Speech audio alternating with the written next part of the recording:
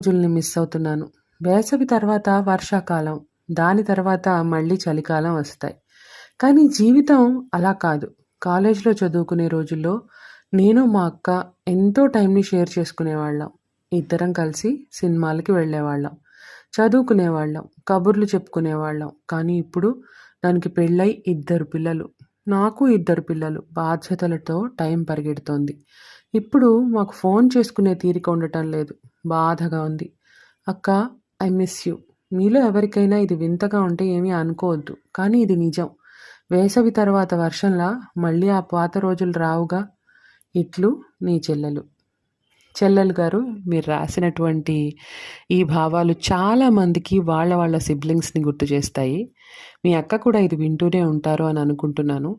ఇది ఈ లెటర్‌ని విన్న వాళ్ళందరికీ కూడా ఓహ్! ఇలాంటివి కూడా రాసి పంపించొచ్చు అనే ఫీలింగ్‌ని కలగచేస్తుంది.